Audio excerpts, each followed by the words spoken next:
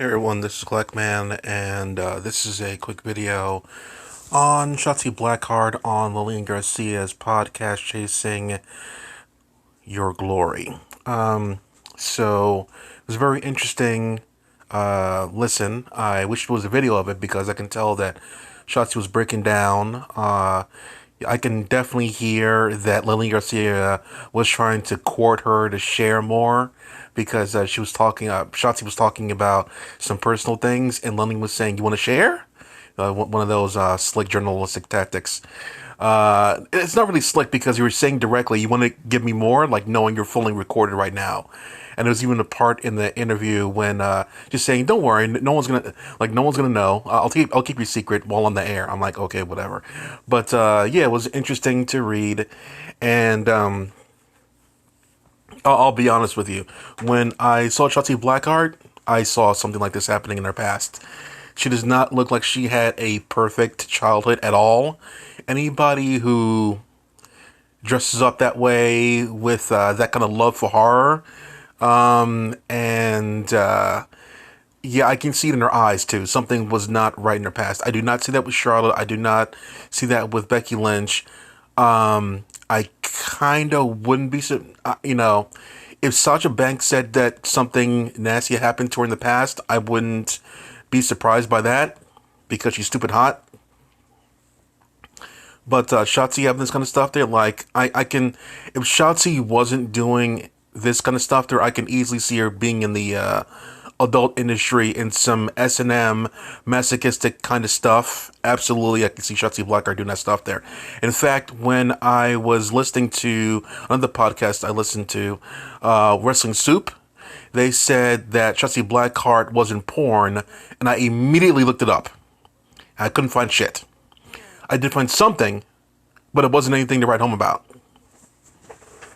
I could 1 billion% see Shotzi Blackheart, cranking off like 5 guys at once or whatever, and bathing in their protein goo. I can absolutely see that in Shotzi Blackheart.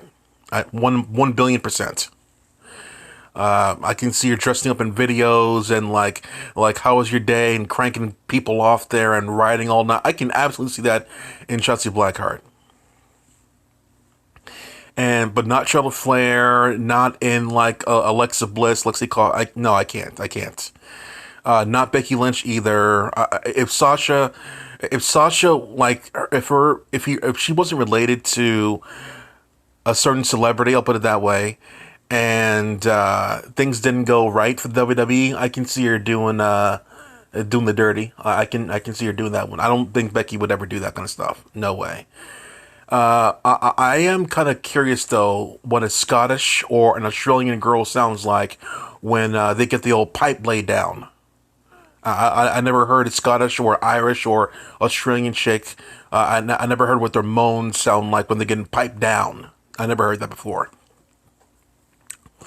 So yeah, that's me telling you the truth right there. I never heard it before. Japanese, Chinese, Mexican, I've heard it before. Indian, but I never heard Scottish or Irish or Australian girls getting piped down. I don't know what they sound like. Let me see here. I probably did get an Australian in there, but they probably moved to America. Yeah. Okay, here we go. In the interview, she said that her uncle abused her, probably raped, when she, like for years, and it stopped around 12 years old, she said. And Lillian Garcia was very sympathetic on the subject, as one should be. And Shotzi Blackheart told her guidance counselor. The guidance counselor then got the police involved, and I believe I'm not particularly sure, but I think the uncle is still in prison for the assault. I'm not 100% sure. I'm not 100% sure, but the uncle did pay for his crimes, so that's a good thing. And she didn't say much about the rape in high school. So when she brought that up, Lena Garcia was blown back a gasp when she said that. So these are all like in her teenage years stuff, man.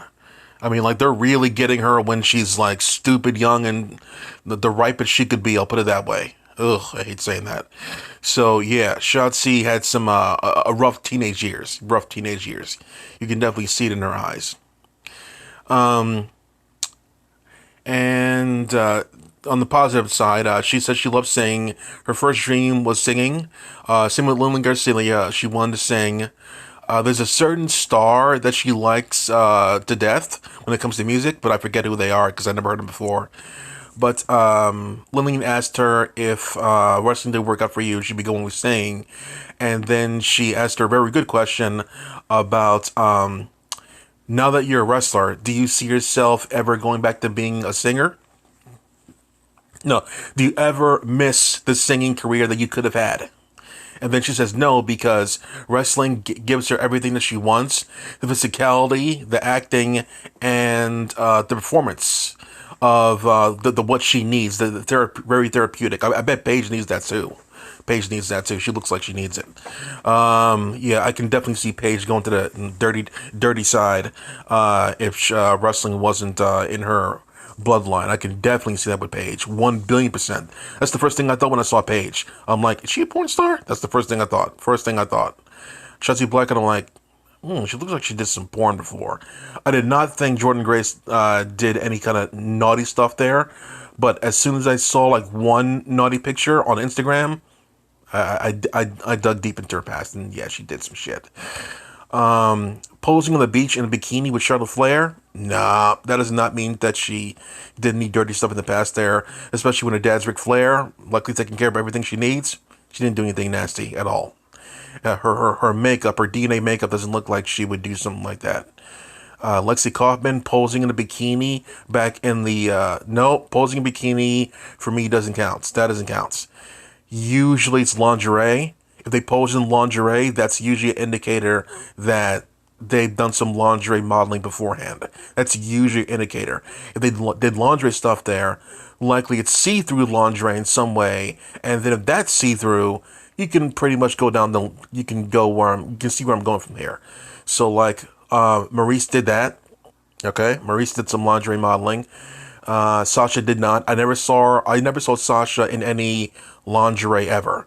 It's a bikini or like wrestling related stuff. I never saw Sasha in a bikini. So like, if you see a girl in a bikini, look her up in the past. I would bet bottom dollar that they did some other stuff. It's usually in those lines. But Clackman, Shotzi never did any lingerie stuff there. No need. No need. You can tell by her Instagram post, like what kind of poses she's in. Yeah. Well, yeah. And Shotzi doesn't look like the kind of person who would do lingerie stuff there. She looks like she would be posing with objects, I'll put it that way. And last but not least, she said that she got the tank at Walmart. She asked permission to use the tank she got at Walmart, and they said, okay. And she was shocked that they said, okay. So that was kind of cool that they allowed her to do all that stuff there. Other things in the memory bank that I didn't write down is that William Regal gave her an Evolve contract in the middle of the ring, a la what what's his name? The other VP from Impact Wrestling, Scott D'Amore, did to AC, and the guy with the right hand of doom, or whatever his name is. So he gave him a contract on the spot in the middle of their indie show, and did the same thing with Shotzi Blackheart. Regal did, but it was against like somebody, I forget their name because they're not in the wrestling business anymore, really. But she had a great match with her, and then Regal came out there and just did it right there.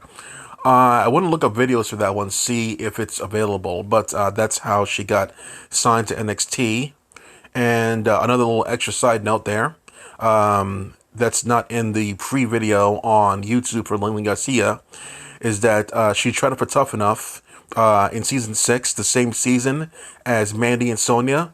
She was there. I think she had red hair at the time, but she was disqualified pretty early on. That's why you didn't see her much, because she had a heart murmur. And that heart murmur made it so they couldn't trust her, per se, in the ring. They could have made it so they work on that, make it so it's not an issue, because I know personally that you can work on that kind of stuff. and heart murmurs aren't as serious as one thinks it is. So they overreacted, as WWE wants to do. So they kicked her out of the door, and Shotzi was left to do nothing except for to go in the indies and show WWE up there. 5 years later, they won her again because obviously Shotzi herself proved that she can handle it. And WWE's like, maybe we jumped the gun too fast in this one. Yeah, no shit, Sherlock. Clack off.